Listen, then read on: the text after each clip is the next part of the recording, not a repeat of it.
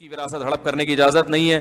مرنے کے بعد سب سے پہلے جو میت کا ہوگا نا, قرآن خوانی کو ڈیلے کر دو, وراثت کو ڈیلے مت کرو. ہمارے یہاں صدقات پہ, قرآن خوانیوں پہ زیادہ زور ہوتا ہے, میت کی وراثت تقسیم کرنے پہ زور نہیں ہوتا. حالانکہ اس پہ تو قرآن نے کہیں بھی نہیں کہا کہ جب کوئی مر جایا کرے تو پھر یوں پکاؤ پھر دیگیں پکا کے غریبوں میں بانٹو. نہ نہ نہ نہ, قرآن نے کہا یوصیکم اللہ فی اولادکم, اللہ تمہیں وصیت کر رہا ہے. جیسے ہی مر جائے نا کوئی تو اس کی وراثت کے بارے میں اللہ تمہیں وصیت کر رہا ہے. وصیت تو بڑے سخت لفظ ہے کہ فوراً تم نے کیا کرنا ہے. مما قل منہ او کثر, ابا نے بڑی جائیداد چھوڑی, تھوڑے سی وراثت چھوڑی, قلیل ہو یا زیادہ ہو, فوراً اس کو کیا کرنا ہے, وارثوں کے حوالے کرنا ہے. للذکر مثل حظ الانثیین, بیٹی کو آدھا اور بیٹے کو دگنا دینا ہے. فإن كن نساء فوق اثنتين, پھر دیکھنا ہے اگر بیٹیاں 2 یا 2 سے زیادہ ہے, فلہن ثلثا ما ترک, تو 66% بیٹیوں کو پکڑا دینا, وہ آپس میں ڈیوائڈ کر لیں گے اس کو. باقی 33% کیا کرنا ہے وہ ہم آگے بتا رہے ہیں. کیسا اللہ نے تفصیل سے بتایا نا, کوئی بھی نہیں کرتا یہ.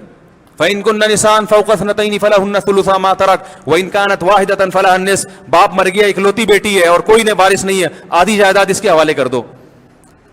وَلِأَبَوَيْهِ لِكُلِّ وَاحِدٍ مِّنْهُمَا السُّدُسُ إِن لَّمْ يَكُن لَّهُ وَلَدٌ, اگر میت کے سرے سے اولاد ہی نہیں تھی تو 1/3, اگر ان کی اولاد ہے تو 6واں حصہ ابا کو دے دو اور 6واں حصہ اماں کو دے دو. یہ تو سارے اللہ احکام بیان کر رہے ہیں. کوئی کرتا ہے اس پر عمل؟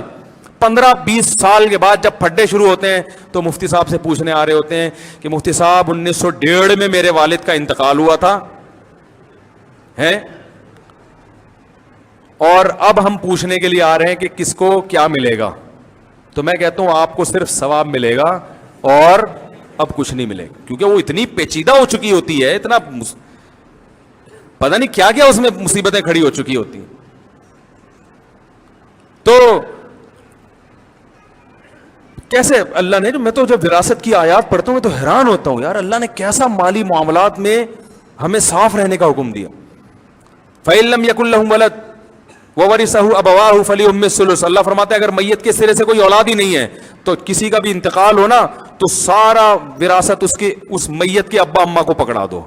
ابا کو 66% دے دو, اماں کو 33% دے دو. ابا کا خرچہ زیادہ ہوا ہے نا بیٹے پر, اماں کا تو ہوا ہی نہیں, اماں پہ تو اللہ نے ڈالا ہی نہیں ہے, پھر بھی اللہ کہتے ہیں اماں ہے نا 33% غریبی میں ان کو دے دو. میں اس لیے کہہ رہا ہوں کہ غیر مسلم کہتے ہیں ابا کو زیادہ مل رہا ہے اماں کو کم, حالانکہ دونوں برابر ہیں. بھائی بیٹے پر کا سارا خرچہ اللہ نے کس پہ ڈالا تھا, ابا پہ. اماں پہ 1 روپیہ بھی نہیں ڈالا تھا, اماں کو پھر بھی فری میں 33% مل رہا ہے. اور ابا جس نے پوری زندگی بیٹے پہ سارا خرچہ کر ڈالا اس کو اللہ کہہ رہے ہیں اس کو 66% دے دو, اس نے خرچہ بہت کیا ہے. تو اصول لحاظ سے تو اماں کا 1 بھی روپیہ خرچ نہیں ہوا, لیکن اللہ کہتے ہیں پھر بھی بہرحال اماں ہے تو 33% اماں کو بولو بھائی دے دو. اور اب 66% ابا کو ملے گا تو اس 66% کو ابا نے خرچ بھی اماں پہ ہی کرنا ہے, جبکہ اماں کو جو 33% ملے گا اس میں سے اماں نے ابا پہ 1 دھیلا بھی خرچ نہیں کرنا, اور اللہ نے کہا بھی نہیں خرچ کرنے کو. نہیں آ رہی میرا خیال ہے بات سمجھ. پھر آگے اللہ نے فرمایا آباؤکم و ابناؤکم, یہ سب تمہارے باپ دادے ہیں. لا تدرون ایہم اقرب لکم نفعا, تمہیں نہیں پتا کہ تمہارے فائدہ کا کون ان میں زیادہ ہے, اس لیے جیسے جیسے ہم نے کہا ویسے ویسے دیتے رہو. پھر اللہ کہیں گے, انسان کہتے ہیں اللہ ابا اماں کا تو بتا دیا, بیٹے بیٹیوں کا بھی بتا دیا, میاں بیوی کا تو بتایا نہیں. اللہ فرماتے ہیں وَلَكُمْ نِصْفُ مَا تَرَكَ أَزْوَاجُكُمْ إِن لَّمْ يَكُن لَّهُنَّ وَلَدٌ, اگر تمہاری بیگم کا انا للہ ہو گیا ہے تو قرآن خوانیوں کا بعد میں سوچنا بیٹھ کے, ٹھیک ہے نا. تجہیز و تکفین کر کے دفن میں تو جلدی کرو, جب دفن کر کے آئے ہو تو پھر وَلَكُمْ نِصْفُ مَا تَرَكَ أَزْوَاجُكُمْ, تمہاری بیوی نے جو چھوڑا ہے تو تمہیں اس میں سے کتنا ملے گا, آدھا. آدھی جائیداد تمہاری ہے بشرطے کہ ان کے اولاد نہ ہو. آدھی تمہاری پھر آدھی بیوی کے بھائیوں کی, سالوں کی, جن کے ساری زندگی آپ ان کو سالہ سالہ کہہ گے تو آدھا ان کو ملے گا. اور اگر بیوی کے اولاد ہے فَلَكُمُ الرُّبُعُ, تو تمہیں 1/4 ملے گا, اور 75% بولو کہاں چلا جائے گا, تمہاری بیوی کے بچوں میں چلا جائے گا. پھر تمہارا حصہ کم ہو گیا کیونکہ اولاد کو پہلے. وَلَهُنَّ الرُّبُعُ مِمَّا تَرَكْتُمْ, اور تمہارا اگر اِنَّ لِلَّهِ ہو گیا تو پھر 1/4 تمہاری بیوی کو ملے گا اگر اولاد نہیں. اگر اولاد ہے تو 8واں حصہ اس کو دے دو. وَإِن كَانَ رَجُلٌ يُورَثُ كَلَالَةً, اور اگر کوئی بندہ ایسا مرا ہے جس کے نہ ابا نہ اماں نہ اولاد, وَلَهُ أَخٌ أَوْ أُخْتٌ, بھائی ہے اس کے, ماں شریک بھائی, فَلَهُنَّ ثُلُثَا مَا تَرَكَ, تو پھر ان کو 2/3 ملے گا. کیسی ڈیٹیل اللہ نے بیان کی, سب احکام کی دھجیاں اڑائی جا رہی ہیں, دیگوں کو زیادہ فوکس کیا جا رہا ہے. کیا خیال ہے بھائی, مرنے کے بعد فوکس کس کو کیا جا رہا ہے؟ دیگ. دیگیں بٹوائی جا رہی ہیں, وہ غریب کھا رہا ہے بوٹیاں. آج وسیم بھائی دنیا سے چلے گئے, زبردست زبردست مزہ آ رہا ہے. یہی ہوتا ہے. یہ دیگیں ویگیں نہیں, میت دیگیں جو ہے یہ ولیمہ ہے, ولیمے پہ میت پہ کھانا کھلانا یہ حدیث سے ثابت نہیں ہے. صدقہ جاریہ میں صدقہ کرو, چپکے سے کسی غریب کو پیسے دے دو, یہ نہ بتاؤ کہ میرے ابا مرے اس لیے دے رہا ہوں. بس دل میں صدقے کی نیت کر کے کسی غریب کو پیسے دے دو, نیت یہ کرو کہ اس کا ثواب ابا کو پہنچے. غریب کو بتاؤ گے, وہ کہے گا اللہ فلاں کے ابا بھی مر جائیں, وہ تو اس سے بڑا سیٹ ہے. کھلانا, ہدیے دینا یہ خوشیوں کی سنت ہے, یہ میتوں پہ سوٹ نہیں. مذہب کو بدنام کر رہے ہیں ہم لوگ. غیر مسلم بولے گا یار تمہارے بیٹے کی شادی تھی تو بھی وہی مرغا پکایا تھا, ابا کا انتقال ہوا تو بھی وہی مرغا. میں اس پر ایک دلچسپ لطیفہ سنا دوں پھر بیان ختم کرتا ہوں. ایک آدمی جو تھا نا, اس نے کہیں ہمارے بیان سنے ہوں گے یا علماء کے بیان سنے گے, اس نے تہیہ کر لیا, اس کے والد کا انتقال ہوا, اس نے تہیہ کر لیا کہ میں دیگے نہیں پکاؤں گا, نہیں کھلاؤں گا. میرے ابا دنیا سے چلے گئے, بس میں روؤں گا, اللہ سے مغفرت کی دعا مانگوں گا, حسب توفیق کہیں صدقہ خیرات کر دوں گا, یہ دیگے شیگے میں نہیں پکاؤں گا. تو لوگ کہاں چھوڑتے ہیں, لوگ کہاں چھوڑتے ہیں.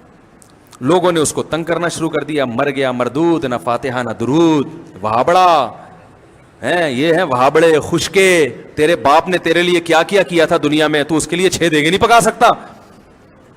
بھائی باپ نے جتنا کیا تھا نا اس کے حساب سے تو 6 دیگے بھی کچھ نہیں ہیں. اس کے حساب سے تو میرے بھائی سارا دن بھی لنگر کھلاتے رہو گے, باپ کا حق ادا نہیں ہوگا. تو اب وہ تو دعائیں ہیں اور چپکے سے صدقات و خیرات ہے اس کے لیے. اور تمہیں کس نے, اللہ نے یہ تھوڑی کہا کہ باپ کے لیے ان مختوں کو دیگے کھلاؤ, ٹھیک ہے نا, جو تمہیں تانے دے رہے ہیں. لیکن پبلک چھوڑتی نہیں ہے, تو پبلک نے اس کو تانے دینا شروع کیے. ابے تیرا باپ دنیا سے چلا گیا, یہ خشکا, یہ وہابڑے, اور یہ جو بھی تانے فرقہ پرستی کے دیے جاتے ہیں, خشکے, ان کی تو قسمت میں کھانا ہے ہی نہیں. ان کے تو گناہوں کی وجہ سے اللہ نے ان کو ویسے ہی بھوکا ننگا رکھا ہوا ہے. تو ایسے ایسے عجیب عجیب تانے نا. تو وہ بیچارہ تانوں, سب تانے تو انسان پہ اثر ہوتے ہیں. تو اس نے ایک چال چلی, اس نے بولا بھائی ٹھیک ہے لوگ مجھے کنجوس کہہ رہے ہیں نا, تو میں اس کنجوسی کے تانے کو بھی دور کروں گا, لیکن انہوں نے جو مجھے اذیت دی ہے نا اس کا بھی جواب دوں گا. اس نے تیجے پہ بلا لیا سب کو, بولا آ جاؤ بھائی لنگر ہے. اب ہمارا تو اپنا اسٹائل ہے نا, پھر اس کا یہ والا اسٹائل نہیں تھا. اگر وہ مجھ سے پوچھ کے جاتا نا تو پھر اور زیادہ لوگوں کو ذلیل کر سکتا تھا. وہ میں اس کو بتاتا اس طرح کرو, لیکن خیر اس نے کیا کیا, اس نے پبلک کو بلا لیا, جو تانے دے رہے تھے بلا لیا سب کو. مرغے شرغے پکائے, بڑی لش پش قسم کی قورمہ بریانی پلیٹیں لوگوں کے سامنے رکھ دیں. اب لوگ ایک دم جیسے ہی کھانے کے لیے لوگوں نے نوالا ڈالا ہے نا برتن میں, وہ روٹی کا لقمہ اور بوٹیاں اٹھائی ہیں, منہ کے قریب لے کر آیا, اس نے کہا ایک دم اسٹاپ, 1 سیکنڈ میری بات سن لیں. لوگوں نے کہا جلدی بتاؤ بھائی, میت کو عذاب ہو رہا ہے نا قبر میں. یہی جذبہ ہوگا لوگوں کا, میت کو کیا ہو رہا ہے, کچھ ایسا ہوا نہیں ہے میں اپنی طرف سے, لیکن جذبات یہی ہوتے ہیں لوگوں کے کہ بھائی میت کو کیا ہو رہا ہے, عذاب ہو رہا ہے, ہم یہ جب کھائیں گے تو وہ عذاب وہاں سے, یہی مطلب ہے نا کھلانے کا. اور کیا مطلب ہے کہ ہم جب کھائیں گے تو اس کو فائدہ ہوگا, تو یہ مطلب ہوا کہ ہم نہیں کھائیں گے آج ہم تو فائدہ نہیں ہوگا. تو لوگ پریشان کہ یار تیرے ابا عذاب قبر ہو رہا ہے اور تو ہمیں کھانے نہیں دے رہا. اس نے کہا 1 منٹ تھوڑا سا صبر کرو. لوگوں نے کہا کیا کہہ رہے ہیں بھائی, مسئلہ یہ ہے کہ دیکھو میرے باپ کا انتقال ہو گیا, باپ سے کس کو محبت نہیں ہوتی, تو میرے منہ میں تو دال کا نوالا نہیں اتر رہا غم سے. جس کی میت ہوتی ہے نا بیچارہ دال نہیں کھا سکتا, میرے منہ میں تو دال کا نوالا نہیں اتر رہا غم سے, میری یہ شدت ہے. اور تم کمبختو میرے گھر میں مرغے کھانے کے لیے آ گئے ہو, تمہیں شرم نہیں آتی, چلو بسم اللہ کرو, چلو کھاؤ. لوگوں نے کہا کمبخت اب ہمیں کھانے کے قابل. دوبارہ سناتا ہوں, دوبارہ. یہی ہوتا ہے جب آپ کسی کی میت پہ دیکھ پکائیں نا تو بالکل اسی طرح اسٹائل میں کہا کریں ان کو, بالکل یہی اسٹائل ہونا چاہیے. بلکہ ایک اور موقع پہ یہ اسٹائل ہونا چاہیے, وہ بھی میں بتا رہا ہوں. یہ پھر میں نے نسخہ ہر جگہ فٹ کیا ہے. تو اس نے کہا کہ بوٹیاں اس منہ کے قریب, ٹھیک ہے نا, بالکل منہ کے قریب ہے بوٹیاں, اور ابھی منہ میں ڈالنے والے ہیں. کہہ رہے ایک منٹ رکو. کہہ رہے بھائی کیا مسئلہ ہے؟ کہہ رہے بھائی مسئلہ یہ ہے کہ میرے باپ کا انتقال ہو گیا, غم سے میری حالت نڈھال, میرے گھر میں رونا دھونا چل رہا ہے, مجھ سے تو مسور کی دال بھی حلق میں نہیں اتر رہی, اور تم میرے گھر بیٹھ کے مرغے کھانے آ گئے ہو, تمہیں شرم نہیں آتی؟ چلو بسم اللہ کرو, کھاؤ. ہمارے حضرت یہ واقعہ بیان کر کے فرمایا کرتے تھے اس زمانے میں لوگوں میں تھوڑی سی غیرت تھی تو وہ رک گئے کہ یار کمبخت تو نے ہمیں کھانے کے قابل چھوڑا کہا. فرمایا آج اگر کوئی ایسا کرے لوگ کہیں گے تو جو مرضی کہہ دے ہمیں, ہم کھائے بغیر نہیں جائیں گے. سمجھ رہے؟